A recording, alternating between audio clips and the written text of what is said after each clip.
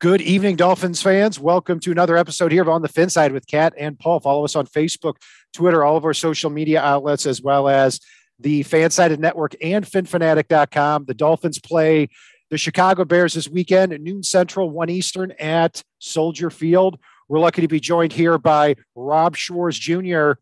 from the Halas Huddle podcast. Give us a little bit of insight into the game as well as a view from the Bears sideline. Rob, thanks for joining us. Yeah, thanks for having me. I'm also, I don't know if you saw, but I'm also a FanSided affiliate. I actually run the Chicago Bears blog site for FanSided. So. Gotcha. Very interesting. We for FinFanatic.com. That's our affiliate there. So this show will actually be posted there. So it's nice to have you here and for your insight with the Bears. And it's kind of an odd season so far because they draft Justin Fields last year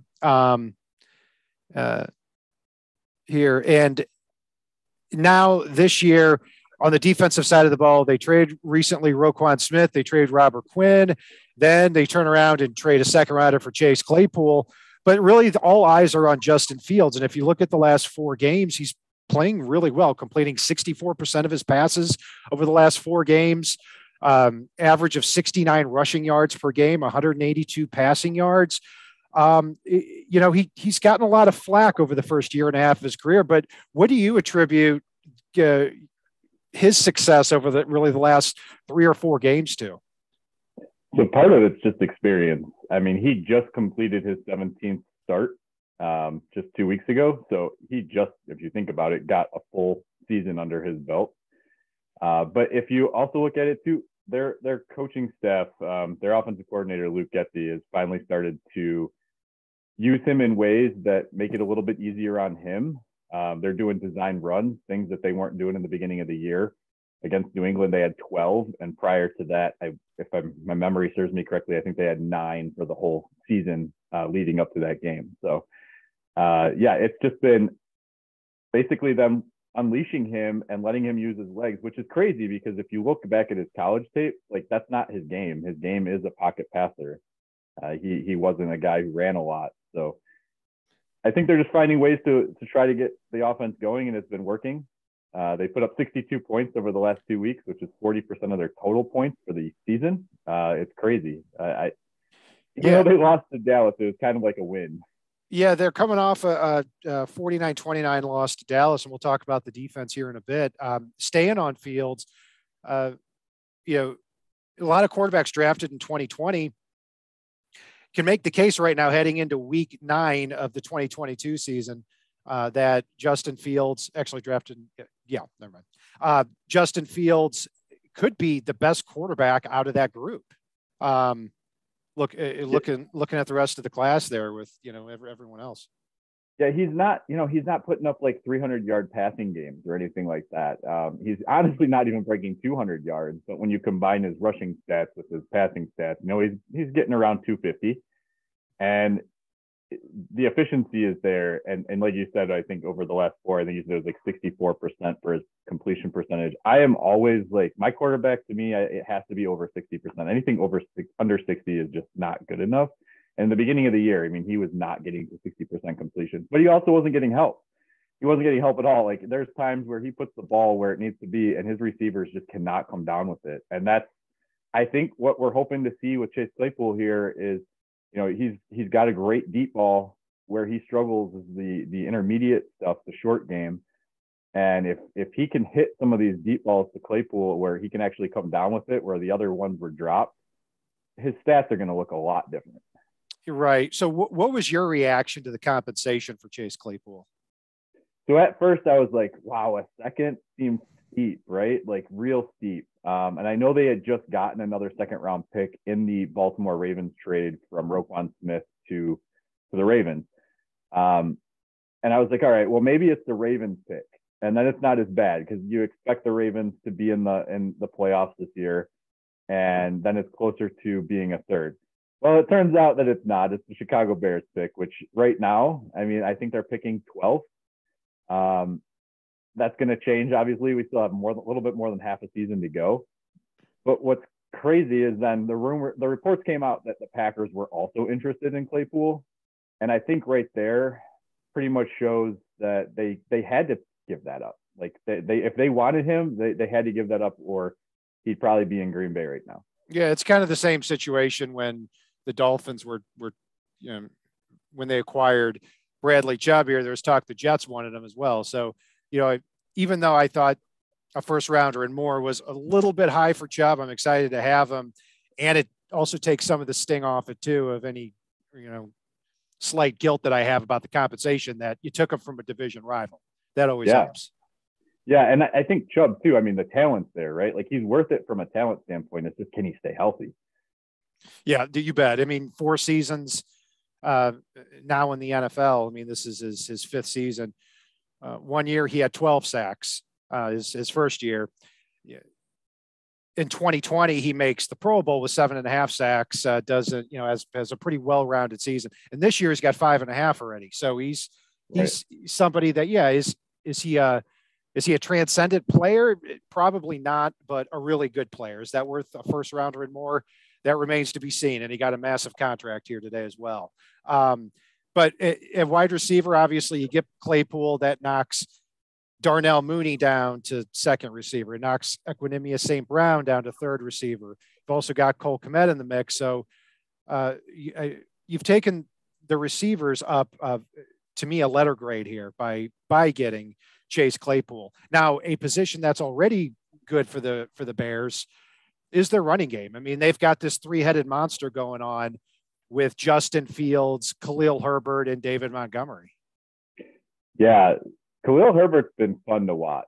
And I think a lot of fans have gotten to the point where, and I am kind of included, I'm one of those people, and I think your bio even says it, to not overpay a running back, right? Like you just can't value that position at all in the NFL anymore. I mean, there are some exceptions to the rule, but Montgomery's a really good running back, and I think he's a better overall running back than Khalil Herbert. The difference is that Khalil Herbert has the speed to get used on the outside run game that the Bears are running this year.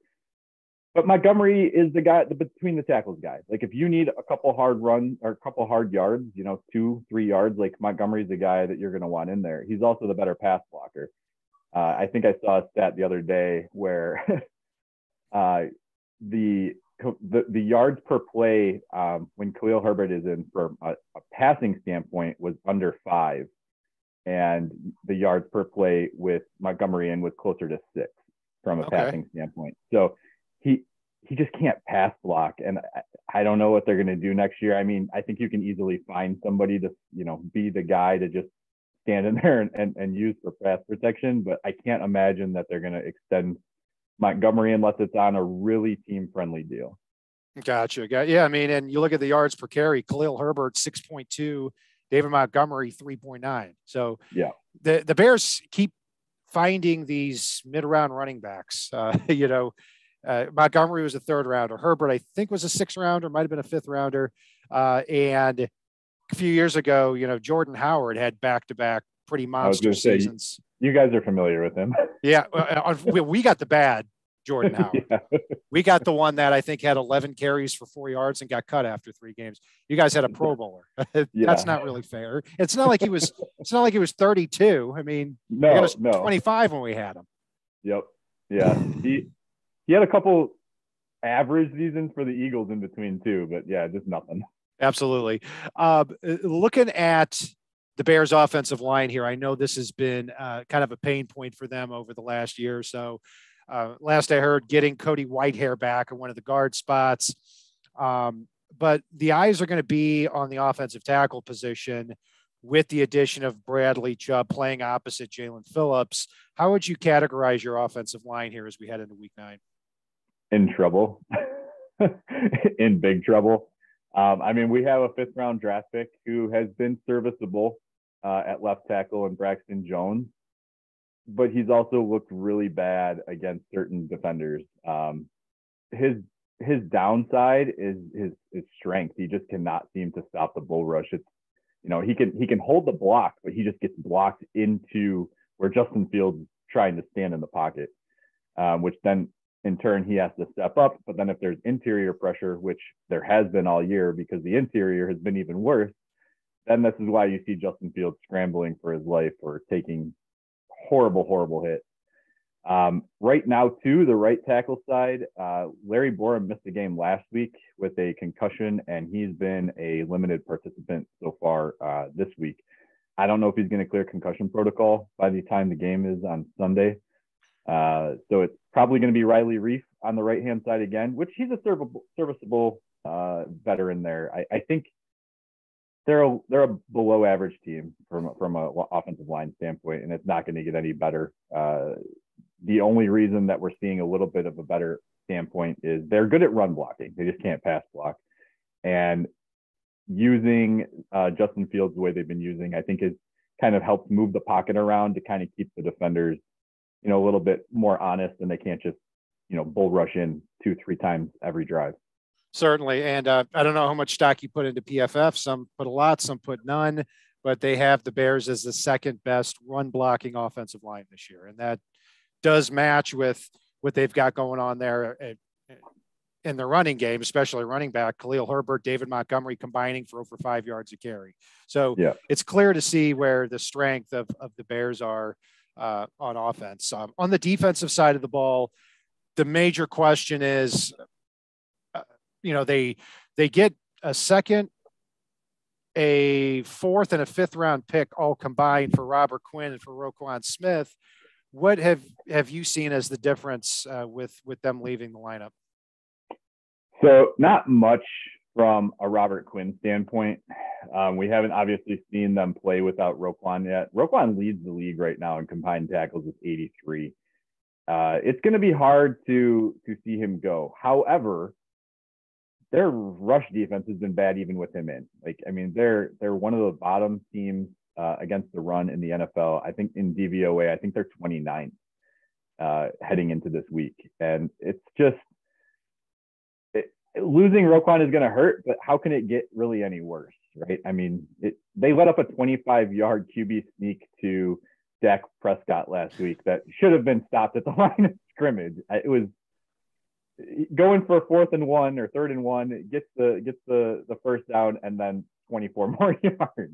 So there's lack of discipline, I think, when it comes to containment, and a lot of that comes from the younger guys. And I think the Bears are willing to let those guys work this out. They know that they're not a Super Bowl contender this year, and they have a rookie who basically has been their most efficient defensive end, stepping in and taking on the extra snaps with Robert Quinn gone in Dominique Williams, and he's been fantastic. And he's raw. So the chance of him becoming a really good player is really good. Travis Gibson on the other side, this is only I think it's his 3rd year. So again, a lot of youth. And then in their defensive backfield, they have 2 rookies, a corner and in Kyler Gordon and a safety in Jaquan Brisker. So there's communication errors, and you're seeing that as well. But I don't think they're going to miss Robert Quinn very much. It's Roquan that's going to be the tough one. Yeah, Quinn only had a sack on the year for the Bears. He was with the Dolphins for a year as well, and as well as I do, if he's not getting the quarterback on the ground, he's not offering a whole heck of a lot else. So correct. Looking at this Bears defense really kind of reminds me of kind of how the Dolphins roster looked a little bit in 2019, and that's not entirely a terrible thing. They went 5-4 in their last 9 games. In 2019, the Dolphins did, but seeing what you have, in your own lineup here, Travis Gibson and Dominique Robertson, I believe both former 5th round picks, and Kyler Gordon, Jaquan Brisker, both 2nd round rookies at the defensive back spot. I actually like what they did at defensive back with those 2 2nd round picks. They got a lot of flack for not adding like a Sky Moore or somebody in the draft at wide receiver, but Brisker and Gordon, I look at these guys as, really 5, 6, 7 year starters for the Bears. Yeah, Brisker for sure. Brisker, to be honest, should be in the running for defensive player of the year, just the defensive rookie player of the year, the way he's been playing. And I know safety doesn't get as, unless you're getting interceptions, it's not as sexy as the defensive ends who are getting sacks. But yeah, Kyler Gordon got picked on a lot in the beginning of the year, and he's become a lot better over the last, 3-4 weeks as well. It's going to be really interesting. And it's funny that you mentioned Miami, because my co-host on the Halas Huddle podcast with me, Justin, we constantly are talking about how it seems like Chicago is following the Miami and the Philadelphia mold right now, where like kind of shifting gears towards the offense, getting the quarterback, and then now the hope is next year. I mean, I like Claypool, but the hope is next year that they can find our version of a Tyreek Hill, which is pretty much impossible at this point, as he's got almost 200 yards more than anyone else in the NFL receiving. But no, you're exactly right, though, because I've said that as well, with that the Bears could be following the Eagles model, especially on offense, where they've got a mobile quarterback who starts out slow, but is getting better because he's making more use with his feet. He's getting faster with his progressions, and they're building kind of this run first attack. Now at that point, you add the offensive lineman, you add the receivers, and then you add an AJ Brown type of player or a Tyreek Hill player on top of that. So no, I think that's certainly the case. Probably not in 2022, but the Bears the Bears aren't playing for 2022 necessarily. They're stockpiling picks, they're clearing cash out so that the next few years are good. Yeah. Yeah. So what defensively, not a lot of names in pass rush. They're allowing, almost 5 yards a carry on the ground, have some talented defensive backs. What's the best way to attack this Bears defense? Run the football and then play action. I mean, if a couple of things, if you use the outside zone, which obviously you guys do because you got Shanahan disciple there as your head coach, right? If you're a fantasy player, fire up Raheem Mostert this week for sure, because he should have a pretty good week, right? Do you think, by the way, and I'm going to ask you this, do you think Wilson's going to take on a significant role right away just because he's familiar? I'm blanking on the coach's name now. Yeah, I'm Mike McDaniel. McDaniel. Yeah, and yeah, I do. And the reason for it is very simply, it's not going to take much time for Jeff Wilson to learn what the Dolphins are doing here. And exactly. A big thing with Chase Edmonds is that he came from an offense in Arizona that was just so 180 degrees different. So, he dropped passes. He had his own errors along the way, but I mean, the learning curve was really steep. I mean, there's, it can take a while for a running back to get his feet underneath him. But the Dolphins basically said, well, hey, we like what Mostert and Wilson were doing with the 49ers. We're just going to take them and plop them on the team. And it's worked for Mostert. So I think Wilson gets in pretty quickly. I do think he gets in and he gets carries and even starts to eat into Mostert's carries this week. So I think you guys are going to use kind of your own three-headed monster too. I mean, Tua doesn't run as much as Justin Fields, but between those three, I mean, that's going to be, you're keeping that defensive front honest is going to be hard. Now, the guy who's going to probably be filling in for Roquan Smith, at least I'm hoping, is Jack Sanborn. He's a rookie out of Wisconsin. Mm-hmm. Had a really good preseason, and I'm really hoping that they give him that opportunity. But my guess is that whoever is on Kindle Vildor is covering, whether it's Tyreek Hill or Jalen Waddle, like they're going to eat. Kindle Vildor has have a really good season for himself this year, but he's not against the talent levels of Tyreek Hill and Jalen Waddle, which, by the way, Jalen Waddle was my wide receiver 1 in that draft. So I'm very excited. And I was a Dolphins fan before I was a Bears fan. Okay. Way back then. Hey, come on back. I'm excited to see what you guys are doing down there. So well, we appreciate the kind words there, and hey, you're always welcome back. If there's just enough room left on this bandwagon, just throwing that out there. But Vildor, I did notice last week against the Cowboys, it was slant play against him the entire time, and that's the Dolphins don't run as many slants as they used to, but I mean. The truth is too, and I tell every person this on our opponent preview, is that if you're covering Waddle and Hill, you're just going to have to accept that these guys are going to be running wide open all day. There's just no way to cover both of them. The other side of that is if you can get pressure and you can have Tua dropping back and throwing the ball 35 or 40 times. He's not immune to turning the ball over. So you just got to hope you get more big plays against this passing game than you let up, which, the Vikings were able to do that. The Bengals were, the Jets were, but that's changed the last 2 weeks now when the Dolphins have won. Yeah, I was going to say, even the Lions a little bit last week. I mean, I know Hutchinson got him one. I was following that because I had money on Miami beating, covering the 3.5 point spread, and they ended up getting 4. So it went from 3.5 to 4 all week. So that you got in just under. I got 3.5. Yep. Man, oh man. Yeah, it was a race from the beginning. Not much of a race in the first quarter. The Lions were up 14-0. I was sweating. Man, but when it comes to Lions, because we're still big Dan Campbell fans here from his, as a former coach in Miami. He was their interim coach in 2015. And it seems like the Lions are winning all game and then just blow it at the end every single time. And this game was no different.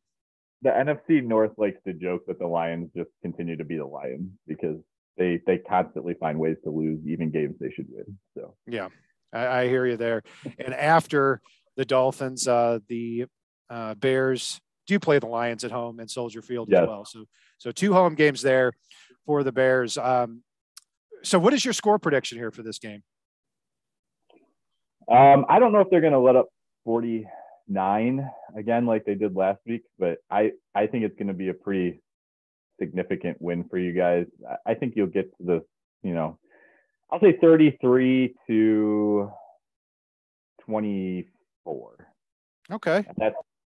And I think it's just because I think the Bears offense has been rolling, but I think Miami is just going to be, you guys are too talented. We don't have enough talent. I think Claypool will help bring a little bit to the offense, but again, there's no one there on defense to stop, the guy who's leading the league in receiving, and then you have the guy who's 4th in receiving. So yeah, I was at 35-21 Dolphins in this one for those reasons. I think the Bears are going to have some success moving the football. They've and I think that's the biggest part of what the Bears need to accomplish the rest of the year is continue to be a team that puts up 20 plus points. Justin Fields continue on that upward trajectory and keep the running game strong. But for this game, I see the Dolphins going 6-3, and you can follow Rob Schwarz Jr. there on the Halas podcast.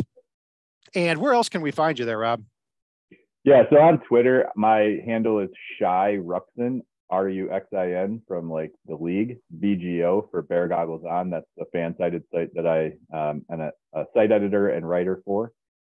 And the podcast, the Halas Huddle, it's just a Chicago Bears podcast. So those 2 places are pretty much where I'm at. I stay off of like Facebook and stuff as much as possible. So I always have a lot of respect for that. And enjoy the game this weekend here. I never say good luck to our opponent previews because I don't mean it. But have fun watching the game, and we really appreciate you being on. And you can follow Paul and I on the FinSide on Facebook, Twitter, all of our social media outlets, as well as the finfanatic.com website and the FanSided Network. Rob is also on the FanSided Network as well. And what's the name of that site, Rob? Bear Goggles On. Bear Goggles On. Very cool. And I'll be at the game here this weekend. So Paul and I will be late night on Saturday and Sunday, recording the show as well on YouTube. And that's going to do it for our breakdown of the Dolphins-Bears matchup here with Rob. And if it's not on the right side and it's not on the left side, it is on the FinSide.